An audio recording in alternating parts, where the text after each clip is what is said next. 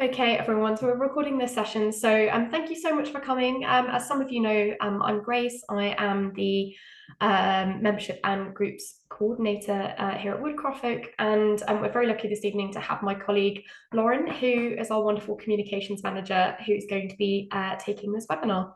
So without further ado, I will hand you over to Lauren, who is sharing her screen. Thanks for the introduction, Grace. And yeah, it's great to be here. And I'm going to be giving you a Communications 101 tonight. So my name's Lauren, and as Grace said, I'm the Communications Manager at Woodcraft Folk.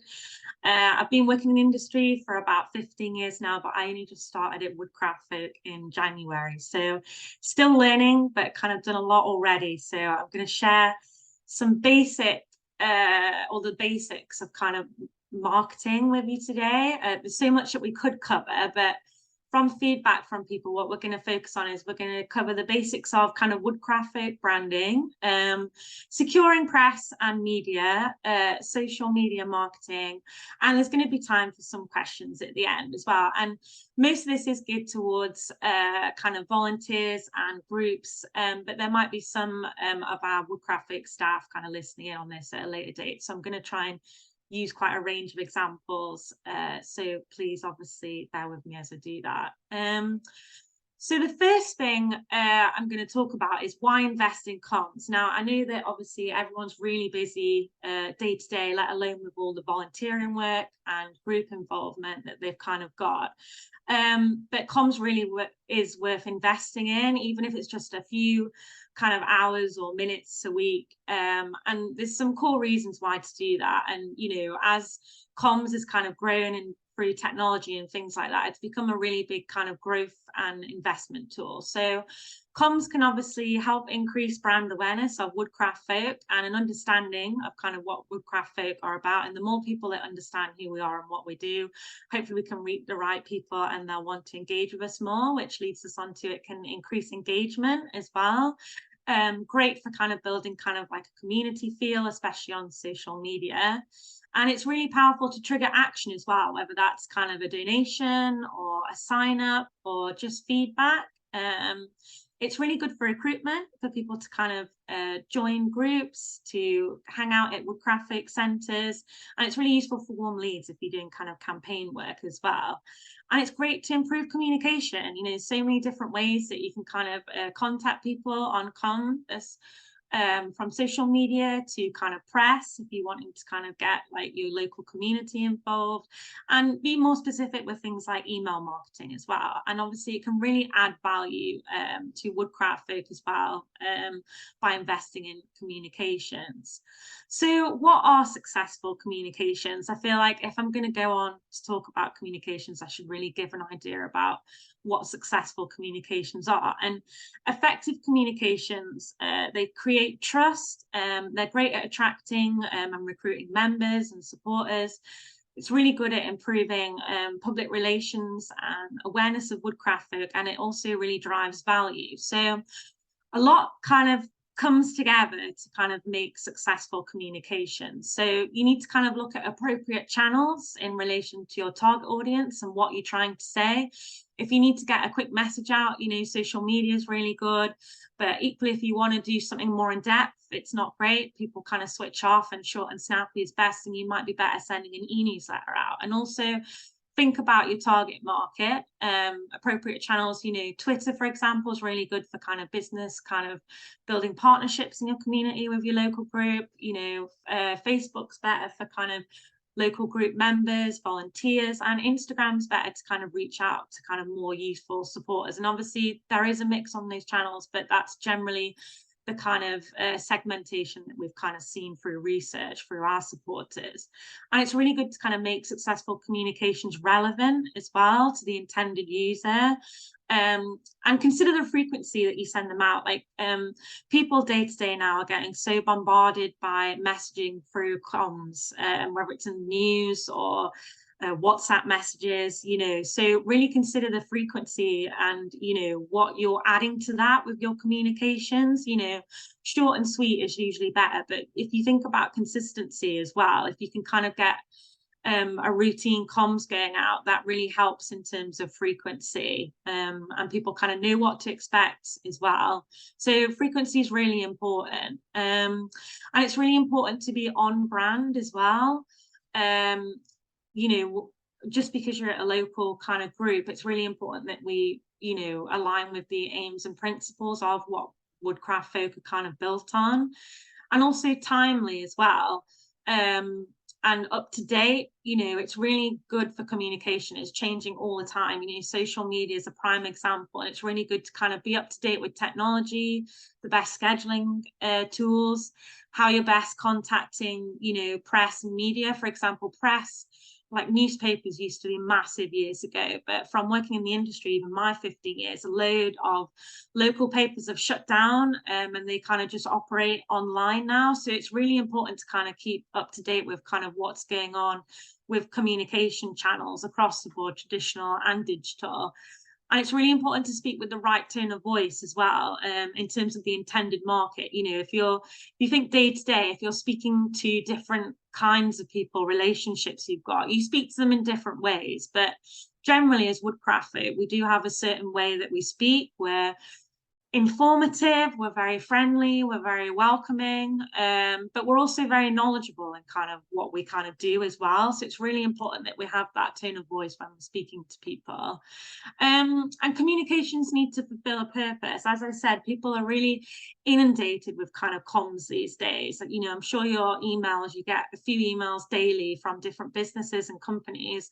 And it's really important that if you're contributing to that, that you're really fulfilling a purpose and adding value to people's comms, because we all know how easy it is to hit the unsubscribe button on an email. And, you know, linking to that, really making engaging communications as well. You know, are there features that you can utilize on social media? Are there stories that you can kind of tell? You know, in terms of engaging, are there extra things that you can add, such as sharing workshops or creating up with a hashtag on social media or running a poll? The more engaging they are, the more people are going to interact with them. And yeah, I've kind of touched upon that already, but kind of a really targeted and segmented kind of comms as well. And think about the audience that you want to speak to and in what way are they kind of best communicated to, and yeah, how often as well.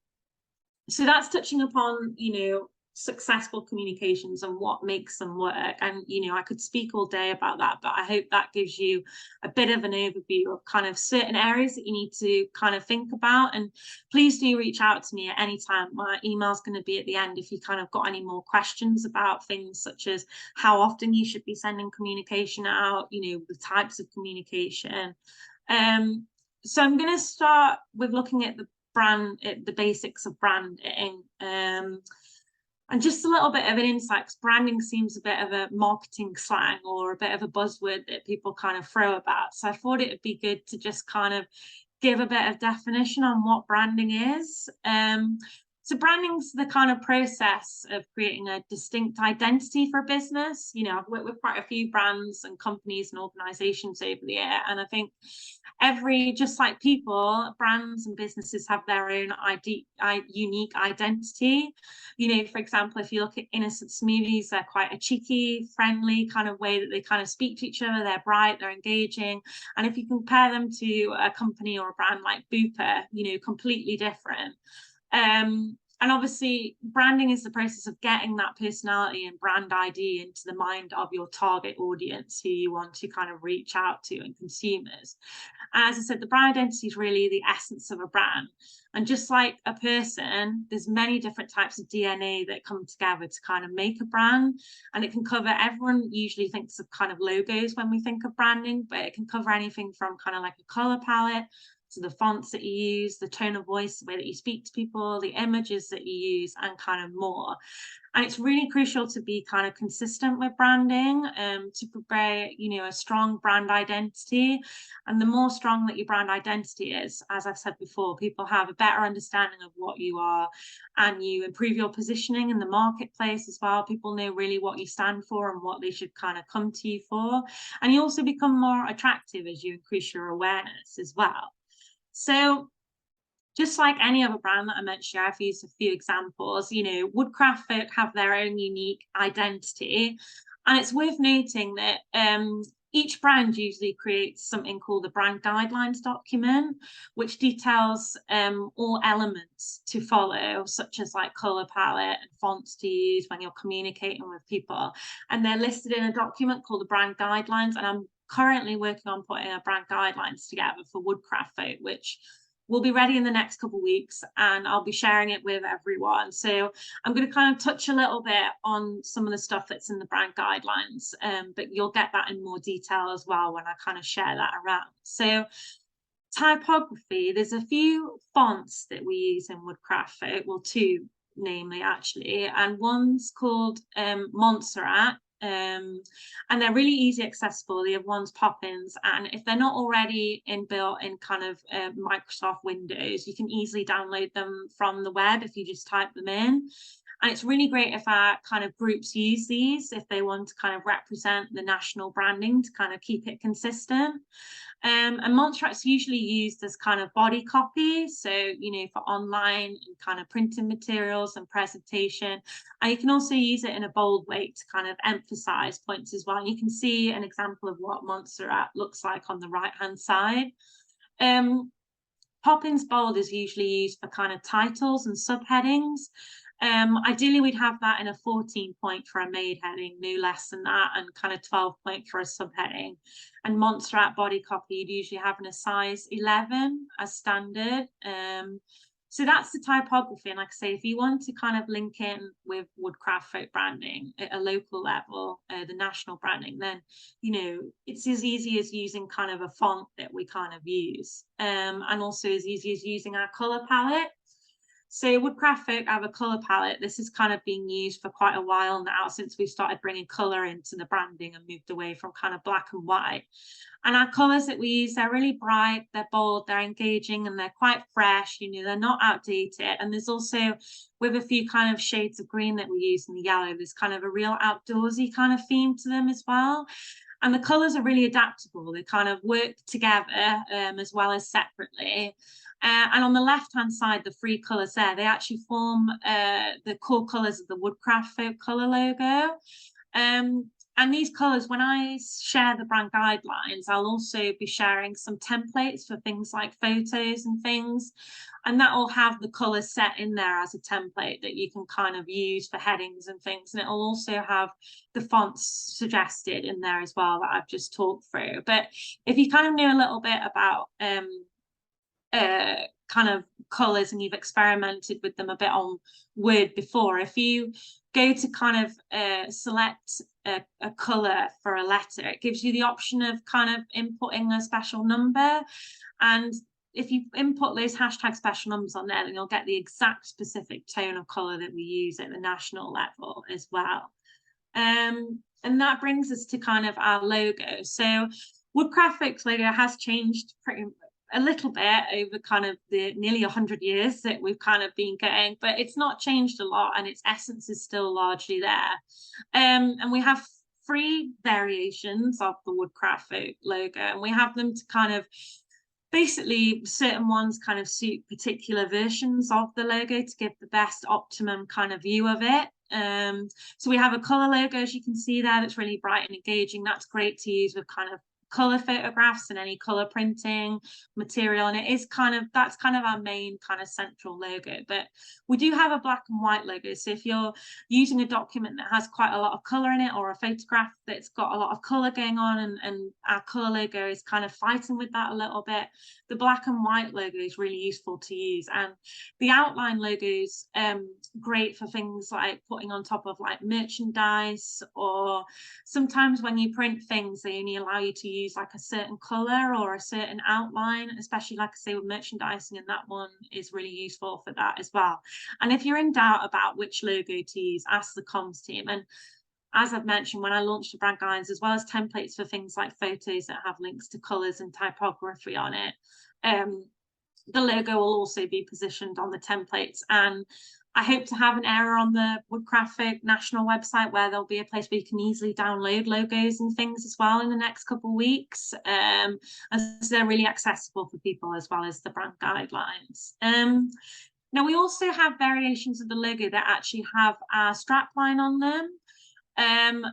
we tend to kind of use the one with the strapline if we're speaking to kind of non-members or people that don't know much about woodcraft. You know, for example, if you're writing a letter to an MP, you know, if you're working on a campaign with your group, or if you wanted to create a flyer to promote your group, we tend to advise that you use the strapline just to kind of give people a bit of a snap of information about what we're about.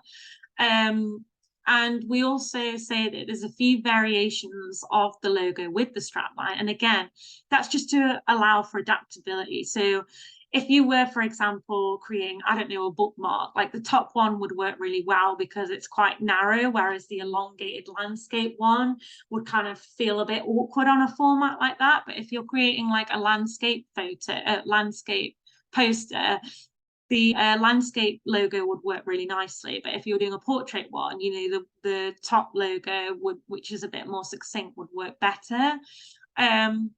We also have white versions of the logo as well on backgrounds, and you can see that the actual main motif, which we call that, which is the trees with the sunshine behind, that can sit either kind of left justified or right. And again, that's just to allow for easily adaptability when you're working with different communications. And we just say that you choose a variation that kind of makes the logo stand out the clearest and most prominent, as well as taking obviously into account, you know, the communication type that I was on about. And a logo really needs to appear in a communication at least once, whether it's an email that you're sending, whether it's on a social media page, or if it's an e-newsletter that you're sending.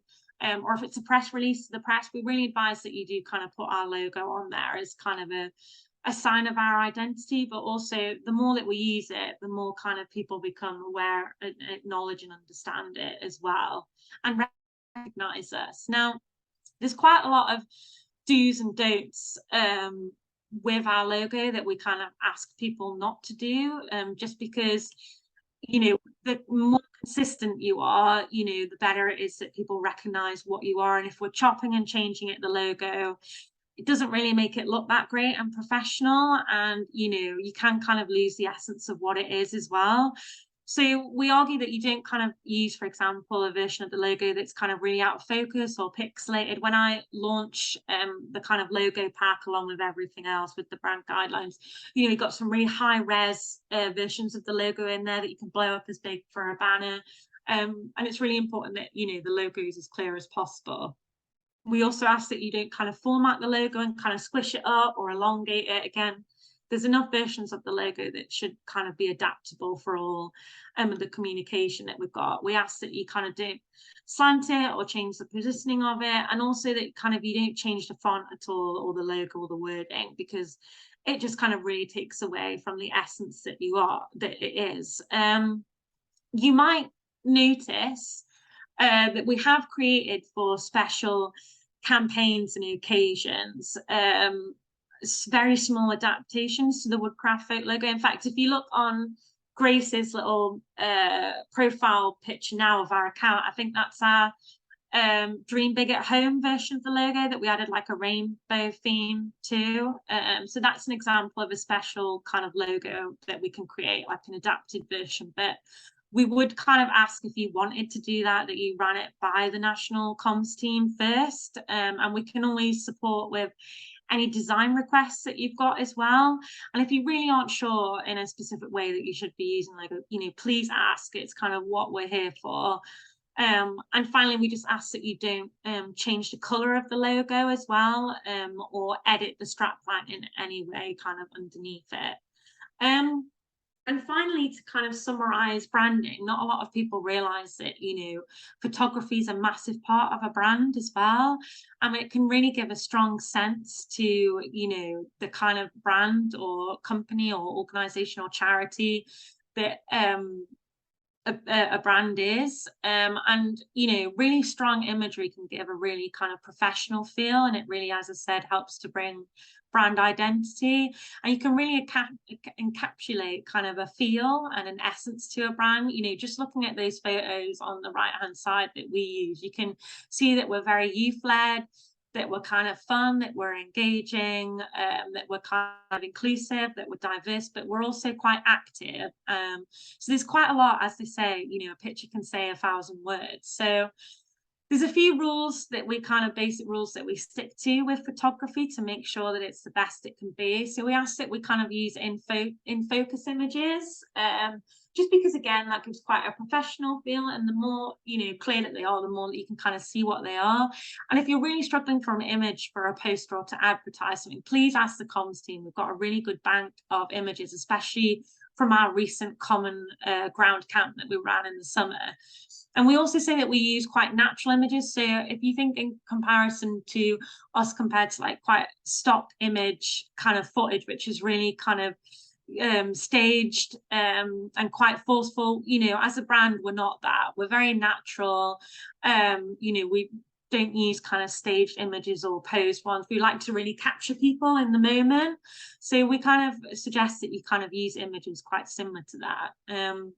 And also images that are relatable for the intended market and kind of purpose that you're right. So if you wanted to reach out to young people, you'd use a photo that has a lot of, young people in it.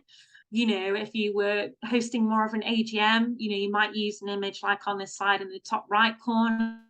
So really make sure that you're using images that are relatable to the intended audience to kind of best sell, what you're trying to kind of put forward and advertise.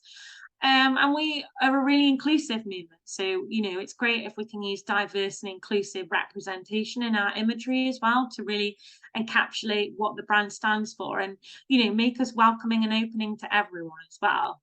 And we also say, quite important with GDPR and everything, as confusing as it is, it's very simple with imagery, and we're only allowed to use imagery of people that have given consent, or where it's a young person, and specifically under 18, we have to have the parental guardian kind of consent. And the best way that you can kind of do that is look for something called a photo release form, or something, or if you need a form, with the comms team, I've got someone we can send them, and it just gives people give permission for you to kind of use their photographs and consent, and that's whether it's a photo that's just going, even if it's on your social media page, like you definitely need to be having consent if you're using people's images. And it's also really important that if, for example, a volunteering or group supplies you a load of photos, check that they don't want to be credited as well when you share them. It's really easy. You can just write someone's name, like credit or image by, and put their name afterwards and ask how they want to be referenced. Or at the end of a social media post, you can sometimes I just use like the photo emoji and then put someone's name to it and say who it was by. But yeah, it's really important that we do that as well. Otherwise, we could get into a lot of trouble for using photographs without people's permissions. And one thing that I see people doing quite a lot throughout my work history is they'll go into Google and they'll go onto Google Images and they'll type in like photo of a young person, and they'll get a load of images come up, and they'll right click and they'll just say that we can't do that because we do not have permission to use that photo. And we could get into quite a lot of trouble, well, big trouble doing that. So there are a few sites that you can download images that are free to use. So it might be worth you mentioning. So one's called Unsplash, another one's Pixabay. And if you go on the Adobe stock website, it's amazing. They actually, not many people realize it. If you go in the find bar on that website, they actually have a drop down box which says free, and they have a collection of so many free high quality images. It's fantastic. But obviously those websites are kind of standardized images, and we really encourage us to, they can look a bit stock imagery. So we kind of really suggest that you use images from your groups that are taken at groups, or like national ones that we've got, just so that they kind of are obviously more on brand with us. But yeah, please reach out to if you're struggling for photos, and we definitely will probably have what you're looking for. So that brings me on to social media. So why invest in social media marketing? Well, it can increase your reach and advertising. It's great if you want to kind of bring in new people to your group. It's fantastic for engagement, whether you're trying to entice new people in or keep engagement high with kind of your current group that you've got.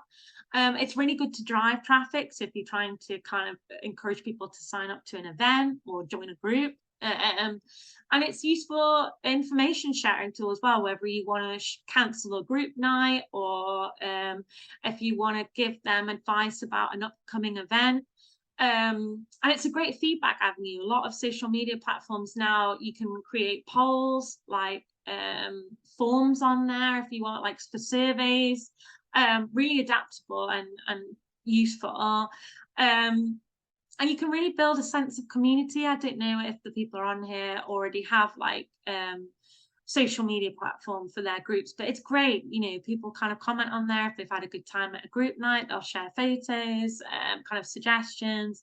It's really lovely, actually. We've got a really great community on our national channels as well. And it's really good to build a network of people as well.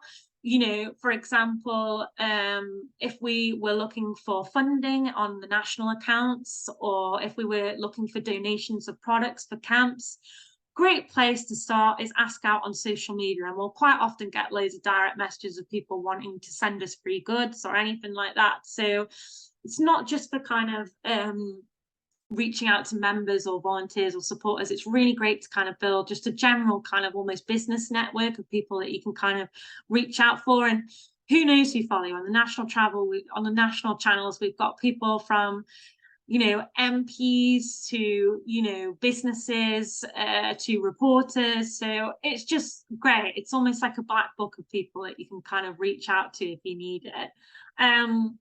And if you've not got a social media presence now, it's a really great time to start. You're never too late or have missed the mark with, you know, social media. And I've put some useful tips together, and these are for people that, you know, have either got a social media channel already and need a bit of guidance for their group, or are interested in starting one. And the first thing I say is try and post consistently, and it can feel quite daunting and tiring, but unfortunately what we call the algorithm, so how, you know, for example, what updates are in your feed, you know, they're often calculated by a lot of kind of code in the background on the platforms, and generally the more that you kind of post, it really favors the algorithm on social media platforms, and your content will get seen by more people. Less active accounts, they tend to be put down the pecking order, especially with things like Instagram and things like that. And also generally for your audience, you know, they're less likely to kind of they're more likely to kind of forget about you if you're kind of not posting as much, and you can easily get lost. And I say, you know, post consistently. You know, as a general rule of thumb, you know, Twitter, you can kind of post on more than other channels. You know, Instagram, you'd expect like a couple or a few times a week, and Facebook, you can get away with kind of like a couple times a week. And also make use of kind of posting on, you know, Facebook or Instagram stories, because it's less effort to kind of put a post on those together than to kind of have to put a whole post together that's going to be sat on kind of your main schedule for a while. And it's quite easy just to put a quick picture on there with some word overlay on there. And obviously, in terms of posting consistently, you might think, oh, I can't log on, you know, every day or every few days and write a post. There's some fantastic scheduling features that you can kind of use on all the social media platforms. So if you just find yourself with a half an hour, 20 minutes, you can kind of sit down and set a certain day or time of the week that your post will go out. And if you log on to Facebook, it has an internal scheduling planner for both Instagram and Facebook.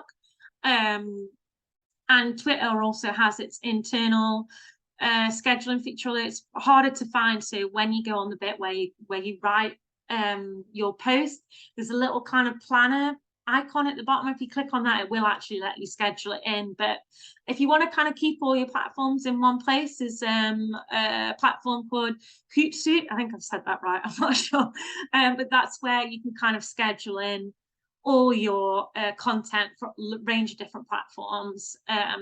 There is a free platform which allows you, I think, to schedule in a few posts for the week, but if you want to kind of post a few for like the month ahead, you'd have to kind of pay a premium for that. But the internal scheduling features on the actual platforms themselves, like Facebook, Twitter and Instagram, they'll let you post as far ahead as you want to. And the other good thing about scheduling ahead is it allows you to kind of better plan your time and messaging, and you don't suddenly forget to post and update. You can really manage your time and schedules and make sure that you're, oh, have I definitely got something in posted to kind of promote that event, oh, we're just launching back in September groups again, I definitely need to put in a post around that time to advertise the group. So it's really good just to kind of manage and schedule, as well as it saves time as well, and it allows for flexibility. And the other useful tip is I really say it's really good to have a mix of content, like videos, kind of graphics, images, use kind of story features, and to keep it engaging and different, and to make content interesting and relevant. And I'll be honest, we do tend to use a mixture heavily of images and graphics on the main account, and we struggle with videos, mainly because we're not out on the field, ourselves and the com team. I'm kind of in the office, but we rely a lot on people sending videos in, which is why I'm always saying to, local groups, please send us videos. So that is an area that we kind of need to invest in, and need to practice what I'm kind of preaching here. But yeah, a mix of content is really important on your channels. And I've noted that if you want to kind of use more kind of like graphics, great site is canva.com. It's a fantastic online design kind of software tool, free to use again. You can use, it's really easy to kind of, our fonts are on there. And it's really good because you can kind of select whatever platform you want to put a graphic on, whether it's Facebook or Instagram, and it will let you kind of format it straight away. You don't have to kind of worry about what size it needs to be. It does all that hard work for you. And it also has an internal image library as well. And some of the images are kind of quite nice on there and relevant to woodcraft folk. And you can upload a load of images and it stores them in a bank for you. So you can upload all our logos and things, and they're readily accessible for when you want to use them. And you can add things like animation and things like that. And it's a really, really useful tool to use. It's free. Another really good point that you can do, which the algorithms really kind of vibe off, is to capitalize on kind of trends and talking points. But obviously we need to make sure that it's relevant to woodcraft folk. So if it's, the latest TikTok dance craze or something, if you can think of a way of kind of linking that into maybe an activity that you're doing in woodcraft folk, go for it. Make use of hashtags. That's just an easy way to link in with trends. Like at the moment, really simple, autumn is a massive hashtag that's really big. If you hashtag with anything to do with autumn, people are kind of loving it at the moment because they're really feeling like autumn vibes.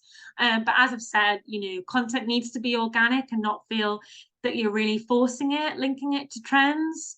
And if you want to keep on top of trends, if you just go to kind of the search bar, for example, on Instagram, you'll get a load of videos with all the latest trends on there. And if you go on Twitter, you'll have like a trending panel at the side. And there's certain sites that are really good to kind of learn about the latest trends. Things like Mashable.com, Cool Hunter, that's another really good one. And it's not really a trend, but a kind of good thing to keep on top of, which is easier, just like occasion days. Whether it's I don't know, whether it's volunteering week or something like that, or World Peace Day, try and tap into those and think how you can have some content, maybe link it in with a group activity that you're doing and take pictures and share it. They straight away, because they're kind of really topical issues at the time, will really, as I say, favor the algorithm and put your content higher up on people's feeds. And another simple thing that you can do is tagging. So make sure to tag other accounts who will often share your content, whether it's in your local community. If you've done a session with a local group with kids on nature, tag, the local National Trust or, Woodland Trust or things like that. And they'll often share your content, or they'll put it on your stories, on their stories, and you'll get a way bigger reach. Or, if you do something for the local community, tag some community news groups. You know, I live in Stone, for example, and we've got a community group called A Little Bit of Stone. And if you tag them, you know, they'll share content, and it means that you'll reach out to new supporters, which is kind of great. And another thing is using high quality images and videos. You know, I mentioned generic sites that you can kind of use earlier, which kind of a last call because they can sometimes look stock imagery. So try and use kind of your own internal kind of images from kind of group nights and things, or like I say, ask the national team. But they're useful if you just kind of want to call on for kind of quite generic imagery. And like I say, Canva has its own image library as well. And try and be like really interactive with your kind of posting on social media. Don't be too static. So social media users love engaging content, whether you set them a challenge with a hashtag or, you know, quizzes, polls, you know, especially like Instagram stories and Facebook stories. It's really easy to set a poll or a challenge. And yeah, just kind of don't be afraid to kind of get involved, because they're only there for 24-hour stories and then they disappear. So don't worry kind of too much about it, and just kind of feel free to kind of get experimental with it. And that's another thing that we need to invest more kind of in the national movement as well, and that I'll be looking at kind of next year going forward, is kind of using stories a lot more. The younger generation love it, and they really engage with it. We had a lot of stories for Common Ground, and our reach went up massively when we kind of invested in using them. And, you know, the polls are really good to kind of, if you want to ask people what they want to do, you know, simply you could just say, what would people like to do at the next group night? And you could have like a theme of, do you want to focus on something to do with nature? Do you want to look at peace? And just get them to kind of poll. And it really makes people feel engaged and involved, especially kind of some of the younger members who might be on social media. And the other really useful tip is, which can make a massive difference to the reach and engagement of a post, is posting at opportune times. And what I mean there is, I don't know how many of you have dabbled you know, with a page on, for example, Facebook or Instagram account for, you know, even if it's a business different kind of woodcraft, you know, as part of your work. But if you kind of go into the back workings of where you can like schedule, there's an insights tab as well.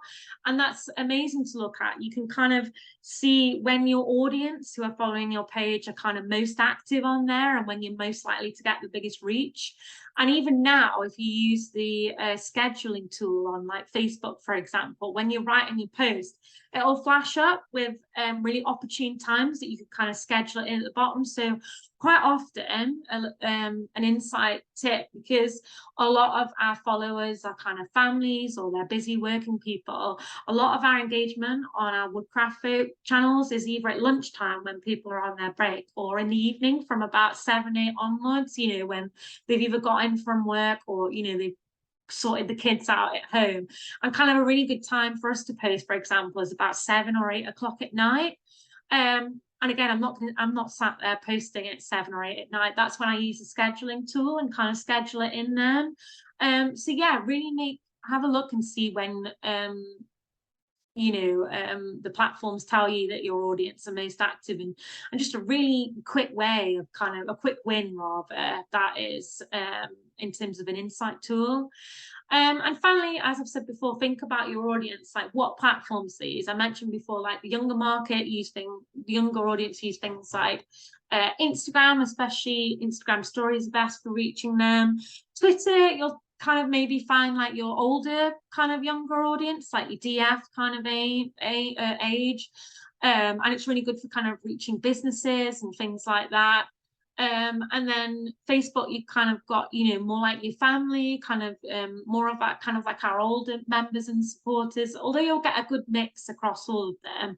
That's kind of, you know, the segmentation that we've noticed. So really think about what platforms they use. And, you know, you don't necessarily have to have an account across all the social media platforms. You could just think, well, I'm mainly going to focus on like Instagram and hope to bring in some kind of, you know, younger members, for example.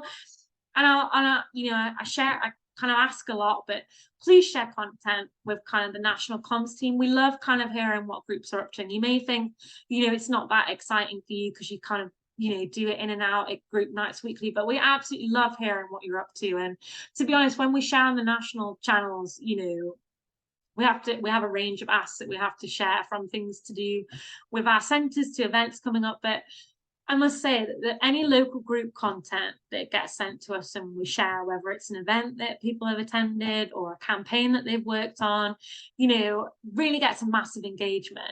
People love seeing, that is core to kind of what Woodcraft Folk are about, is our kind of local group work. So please don't be afraid to share it with us if you think that we won't be interested. Let us be the kind of people who decide whether we feel it's not. We just send it to us, and we'll I'm sure it'll get scheduled in. We just love to hear what you're up to. And even if it doesn't go on social media, it might go in a mini newsletter, or it might become a story on the website, or we might think, this is actually worthy of kind of, press here, and we might kind of encourage or help you kind of get press. So please share stuff with us at National. I leave my email address at the bottom, and we've got a form that you can share things on, which we often kind of remind people of in emails that we kind of send out. And finally, press and media.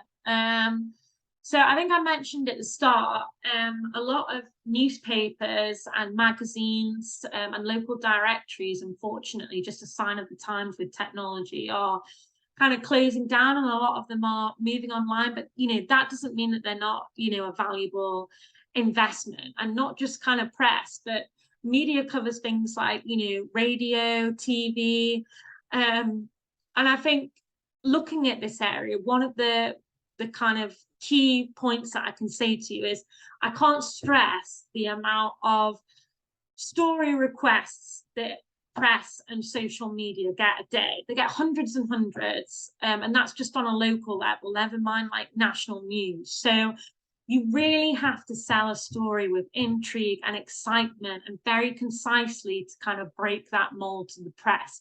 And once you're in and you've sold a few good stories to them, especially on a local level, they'll soon learn that you're a good place to come to for stories, and you'll start building a really good relationship with them.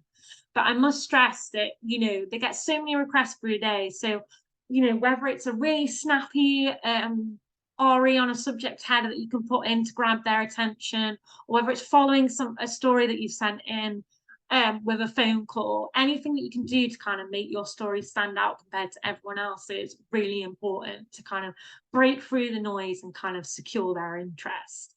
And press are really interested in, on the media, storytelling. They love a really good story. They like a story that has loads of different elements to it, whether there's a campaign element to it, there's youth action work on the ground, there's ways that like the public can get involved with it as well. We almost call it like a 360 story, where there's loads of different elements to it. They absolutely love that. And they also love like a call to action, whether it's sign here, speak to your MP, join your local group, we need volunteers. They really like that as well, because there's like, there's a reason to the story. They're not just doing it for story's sake. Or if you've smashed a record, or you've raised loads of money for a fundraiser to kind of bring activity to more young people, there has to be a clear message and an action to it, and that really gauges their interest as well. And as I've said there, press outlets are so busy. The most organized that you can send your story to the press as well, the better. It's almost like a really good package kind of coming to them. And I'll explain a bit more about that now. So, okay, say for example, you've got a story and you want to sell it to the press. And sometimes, it's quite easy to think, oh, the press aren't going to kind of be interested in that. But, make it a story. Think of an angle. Because press is a fantastic way of media to reach new audiences, and hundreds and thousands of people will read like your local paper or local online news group. It's a great way to reach out to new people. So the first step to kind of secure press, if they're not coming to you and have heard a story on the grapevine, is to contact your local press outlets. And it can be a bit daunting at first, but they're human, just like everyone else. And obviously they're used to kind of people sending in stories every day. That's what they deal with. So you contact your local radio, online press, you know, TV news stations as well. And I always think it's better to start local, and then quite often now there's more of it. Basically, press and media, they used to work quite separately. So, you know, like BBC, like News Online used to work quite separately to kind of BBC News on TV, but they now work quite closely together. And what often happens is that you usually contact like the news people first, like your local BBC like news outlet online, and then they'll kind of get a feel for the story, and if they feel like it's worth quite a lot of traction, they'll then send it on to kind of like the BBC kind of news team. But there's no harm in you reaching out to all different avenues yourself first. And the main way that you can find press outlets, you know, it's really simple. You can easily just a simple search online via Google, and even social media. You know, you can just, I don't mean just like mainstream or like your local newspapers. Think now in terms of your technology age. I'm sure you all focus like a what's on in Newcastle or a what's on in Bristol kind of, you know, news magazine online, or, you know, they're equally kind of a press outlet and looking for news stories as well. You know, ask around your friends and family, you know, check your local TV guide for what the TV stations are. Like, you know, around here we've got BBC Midlands, you know, and also head to your local news agents. You know, they still have papers in there. Go and see kind of what the local papers are. And you know, think as well, like I've said, kind of aim local, but if you feel like your story is bigger than that and you want to sell it on maybe a regional or kind of national level, you know, reach out to the central team, and we can help you do that. So once you've got your story, and it could be as simple as you're looking for new members for your kind of group night. You know, you've seen the press that you want to reach out to. So, you know, how do you target them? Well, usually they kind of advertise, you know, an area to submit news. So it might be like a form on their website, or it's usually a simple news at email address. However, my experience is told, and as I've said to you, they'll get millions of submissions through those a day. So you're recommended to ring them to better tell your story. And by speaking to them over the phone, they can really get a sense of who you're about, and you can better sell your story as well. But there's nothing wrong with kind of doing it the traditional way of like submitting it via a form, but you're definitely going to stand out more if you kind of pick up that phone and ring them over the phone and kind of break through the noise, because you can straight away get through to someone on the other end of the desk. You can get through to the kind of news team already, who decide like what news is important and what the reporters should kind of put on the case for. And I should also say as well, when I said that you look for searching for press, it's not necessarily just the press organization that you want to look for. Social media like Twitter especially is fantastic for searching for reporters and editors to get straight to the core and just send them a direct message on social media.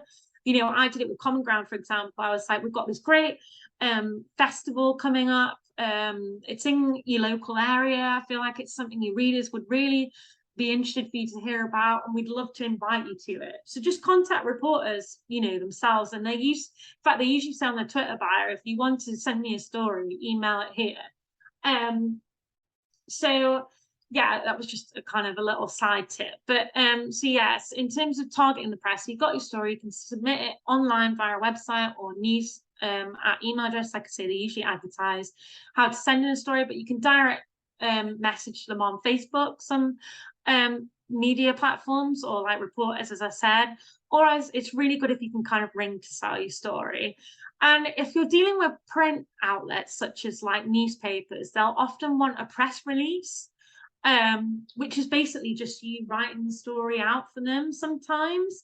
And if you need any help with that, you know, please contact the central team. But if you want a little example, I did send round a press pack for Common Ground, which had an example of a press release in it, but I'll be sending a press release template around as part of the brand guidelines as well. And they have to be written in the third person. And it's almost exactly as they do in, you know, print media. When you see a magazine, it's written in the third person. And if you do decide to send a press release, which is simple as, usually an A4 document with, you'd use the Woodcraft Folk logo on there, and you'd have the header that you feel like the article should be in, and then you'd write the article, and then at the end you'd put ends and you'd put some contact details and just a general few sentences about who Woodcraft Folk are and who they can call on if they want to follow it up. And it's also really good when sending a press release, because it usually has to be by email. That, if you get through to a reporter, they'll ask for that sometimes, or they might write the press release themselves. Or if you get through to a news desk, they might ask if you can send in a press release. It's also really good to kind of attach that and send a cover email with some key points and attach some photos. Photos sometimes are too big to send to on an email, and sometimes the email size limit on the other end of the people that's receiving it, if it's too big, it will bounce it back. So what I sometimes do is send it via something like WeTransfer, and just say in the cover letter that I'm going to be sending some photos via WeTransfer. And as I've said here, we in the central comms team have some templates that you can use to write a press release.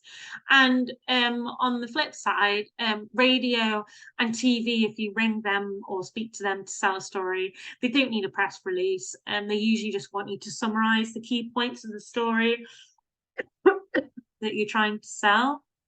And I always say, make sure to follow up your initial contact. So if you reach out to them, you've sent in a story, say, for example, to like BBC Midlands or your local paper, if they've not got back to you, just follow it up. Quite often I get an email back from a reporter being like, oh God, I'm so sorry, I was out, shooting a film all afternoon and totally forgot, thanks for reminding me. They're so busy, so they won't feel like you're being like rude or anything. Just kind of break through the noise and really be persistent with your story. And I always say, if you want to submit a story before it's happened, like say, for example, for an event that you feel like the press would be good to cover, if they say initially, oh, we don't have time to do it, once the event's finished, still send them the story after then. They don't always just like to cover stories that are going to happen. It's also stuff that's already happened as well. So don't be afraid to kind of contact base with them afterwards and say, oh, I sent you a story a few weeks ago. You said you weren't able to attend the event, but we've had the event. It was really great success. Give them a bit of info about it and attach some photos, and they might still cover it. And in which case, great, you'll still get some good reach there. A final thing now, just some other helpful tips. Use attention grabbing email headers, like subject headers, if you are needing to send a story request on an email. And also make sure that you have interviewees lined up before you submit a story.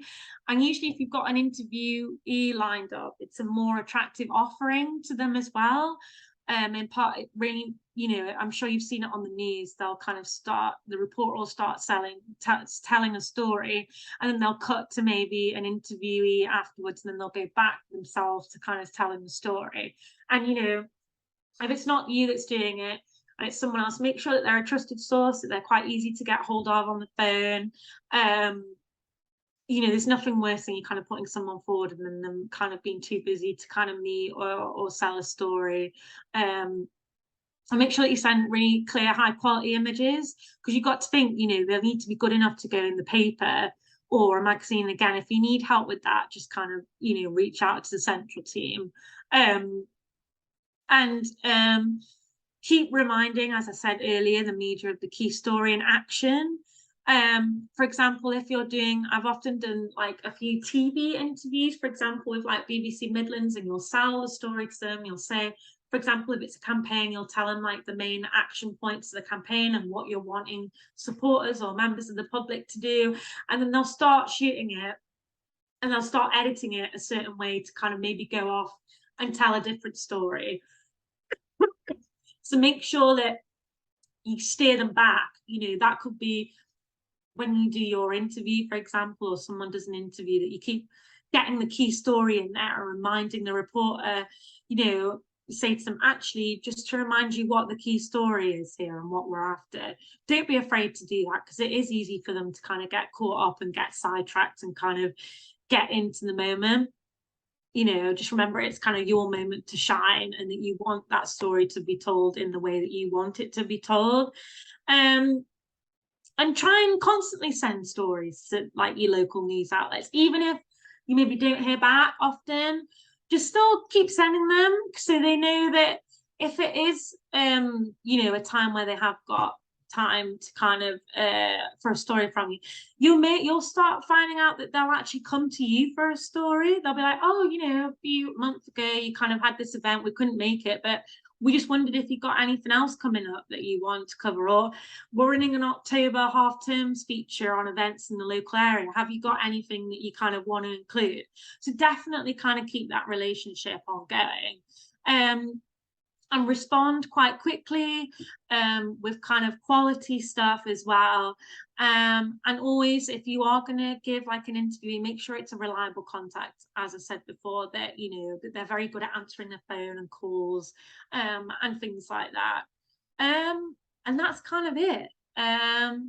So I guess, are there any questions on the call? I know people were kind of going off and doing things in the background.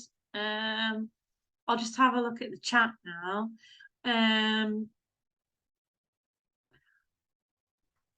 Someone said, oh, I've already answered the question. It was just about templates and graphics from Canva. Answered, yeah, you can use graphics, as I said, from Canva, and it's free to use, and all the templates are free to use. You can pay a premium, which just gets you, I think it's more access to kind of the image library, so you get a bit of a limited access at first, but yeah, it's free to use, and it's a great platform. Yeah, so I don't know if there's any other questions at all. No. Okay, if there aren't any other questions, I just want to thank everyone so much for attending this evening. A big thank you to Lauren. I learned so much on that call as well. So that was awesome. Thank you so much for your time this evening. Again, if there are any other questions, you can either email myself or Lauren. Lauren's email is on screen now. Or alternatively, you can reach me at grace@woodcraft.org.uk. But yes, thank you very much, everyone, for joining us tonight. We'll wrap up here, and take care, and we'll see you soon. Bye, everyone. Thanks for attending. No worries, Sam. Thank you.